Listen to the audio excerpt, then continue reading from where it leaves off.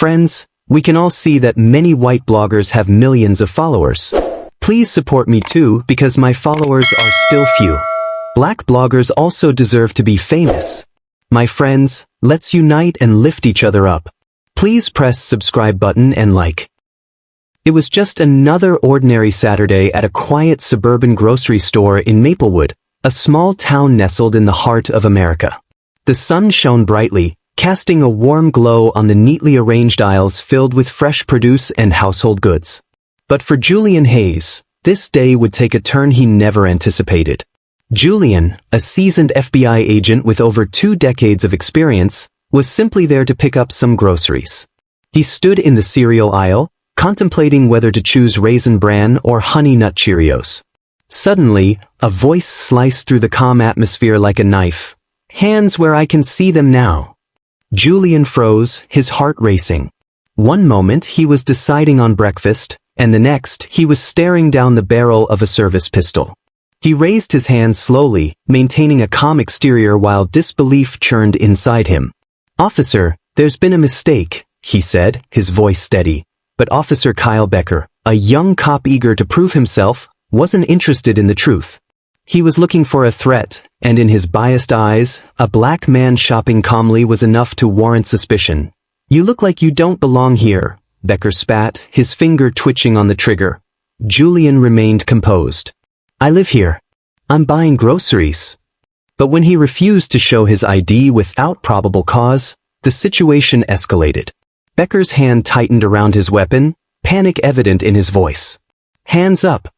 In that moment, Julian realized this wasn't about law or justice. It was about power, ego, and fear.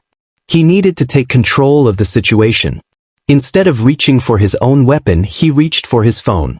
"I suggest you call your superior," he said coolly. Becker sneered. "What? You think you know the chief or something?" "I do. Frank Donovan. Your chief. My friend." Julian dialed the number and put it on speaker. "Frank, I'm at the grocery store.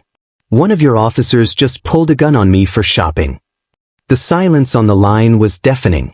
Then Donovan's voice came through, filled with fury. "Don't move. I'm on my way." Becker's face drained of color as he realized who he had threatened. Minutes later, Chief Donovan stormed into the store, not in uniform but unmistakably in charge. He locked eyes with Julian, then turned to Becker, still clutching his weapon. "What are you doing? Why is your gun drawn?" Julian remained silent. He didn't need to explain. Donovan already knew. "That's FBI Special Agent Julian Hayes, my best friend," he declared, the weight of his words crashing down on Becker. The atmosphere shifted dramatically.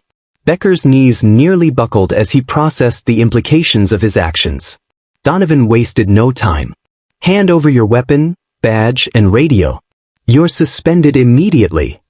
Back at the station, things only got worse for Becker. Internal Affairs took the case seriously, pulling grocery store footage from every angle. What they uncovered was damning.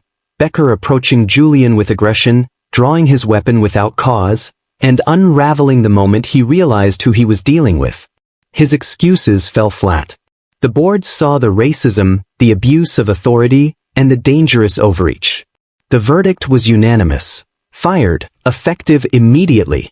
If he didn't resign on the spot, the department was prepared to press criminal charges. Becker signed the resignation papers, shaking and crying, his career in ruins. But Julian didn't celebrate. He wasn't seeking revenge. He understood that what happened to him was just one moment in a much larger fight. A fight that people of color face every day without the privilege of an FBI badge or a chief on speed dial. As Julian walked out of the grocery store that day, he carried more than just groceries. He walked out with proof that speaking up, standing firm, and demanding accountability still mattered. In a world where prejudice often wore a badge, silence was not an option. Weeks passed, and the incident became a topic of discussion throughout Maplewood. The community rallied around Julian, organizing forums to discuss racial profiling and police accountability. Julian found himself at the forefront of these discussions, sharing his story and advocating for change. The local news picked up the story, and soon it spread beyond Maplewood. Julian became a symbol of resilience and courage, inspiring others to share their experiences and demand justice. The police department, under pressure from the community and media, initiated training programs focused on bias recognition and de-escalation tactics. As the months rolled on, Julian's life began to shift. He was invited to speak at various events, sharing his journey and the importance of accountability in law enforcement. He met with local leaders, pushing for reforms that would ensure incidents like his would not happen again. One evening, as he prepared for another speaking engagement, Julian received a call from Chief Donovan. "Julian, I just wanted to say how proud I am of you. You've turned a terrible situation into a movement for change." Julian smiled, feeling a sense of purpose. "Thank you, Frank. It's about time we start addressing these issues head-on."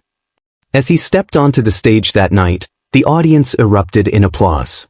Julian took a deep breath, ready to share his story once more. He knew that while one incident could spark change, it was the collective voices of many that would sustain it. But just as he began to speak, a commotion erupted at the back of the auditorium. A figure burst through the doors, breathless and frantic. It was a young woman, her eyes wide with fear. "Julian, you need to come with me. It's about Becker." The room fell silent, all eyes on Julian as he exchanged a glance with Donovan. The tension in the air thickened, and Julian felt a chill run down his spine. What could Becker possibly want now? "Let's go," Julian said, his heart racing as he followed the woman out of the auditorium, unaware that this moment would lead him into a deeper web of intrigue and danger than he had ever faced before. Outside, the night air was electric with uncertainty. The woman led Julian to a nearby alley, her breath coming in quick bursts. "I overheard something at the station," she said, glancing around nervously. "Becker's not done. He's planning something big, something that could put you and others in danger." Julian's mind raced. "What do you mean? What did you hear?" "He's been talking to some people, dangerous people. He's trying to clear his name, and he thinks he can do it by framing you. He believes if he can make you look bad, he can shift the blame for what happened." Julian felt a surge of anger mixed with disbelief. "That's insane. Why would he think he could get away with that?" "Because he's desperate," she replied, her voice trembling. "And he's got nothing left to lose. You need to be careful. He's not just a disgraced cop anymore. He's a cornered animal." Just then, a loud crash echoed from the direction of the grocery store. Julian's instincts kicked in. "We need to go back," he said, urgency in his voice. "If Becker is planning something, we can't let him get away with it." As they hurried back, Julian's mind raced with possibilities. What could Becker be up to? And how far was he willing to go to reclaim his power? When they reached the store, the scene was chaotic. Police cars surrounded the area, lights flashing, and officers were rushing in and out. Julian's heart sank as he spotted Chief Donovan, his face a mask of concern. "Julian!" Donovan called out, rushing toward him. "I'm glad you're here.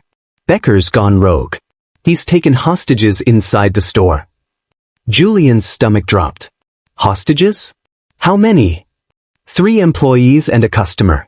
We're trying to negotiate, but he's not responding. He's barricaded himself in the back room." Julian felt a surge of determination.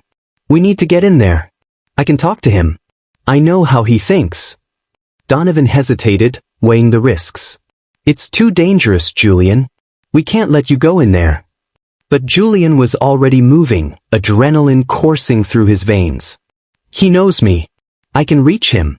If I can get him to listen, maybe we can end this without anyone getting hurt." As he approached the entrance, the tension in the air was palpable. Julian took a deep breath, steeling himself for what lay ahead. He had faced danger before, but this was different. This was personal. "Becker!" he shouted as he stepped inside, his voice echoing through the aisles. "It's Julian. Let's talk." Silence followed, and then a voice came from the back, shaky but familiar. "You shouldn't have come here, Hayes. You don't know what you're getting into." Julian's heart raced. "I know you're scared, Kyle, but this isn't the way. You can still turn this around. Let the hostages go, and we can talk about what happened." "Talk?" Becker scoffed. "You think I want to talk? You ruined my life. You think I'm just going to let you walk away? Julian took a step closer, trying to keep his voice calm. I didn't ruin your life, Kyle. You did this to yourself. But it doesn't have to end like this. You can still make the right choice. The tension in the air thickened as Becker's voice trembled with emotion. You don't understand. They'll never let me back in. I'll be a pariah. Julian felt a flicker of hope. You can rebuild, Kyle. But not like this. You can still make the right choice. The tension in the air thickened as Becker's voice trembled with emotion. You don't understand. They'll never let me back in. I'll be a pariah. Julian felt a flicker of hope. You can rebuild, Kyle. But not like this. You're better than this. Let them go, and let's figure this out together. For a moment, there was silence. Julian could hear the sound of Becker's breathing, heavy and uneven. Would he take the chance? Would he listen? But just as Julian thought he might be getting through, a loud crash echoed from the back room, followed by a shout. Get down! Julian's heart raced as he realized the situation was spiraling out of control. He had to act fast. Kyle, please, don't do this. The tension hung in the air, thick and suffocating, as Julian prepared for whatever might come next. Do you want to know the fate of the heroes? Please post part 2. Subscribe to the channel and continue watching. Your opinion and support are important to me. Leave it in the comments. Thank you.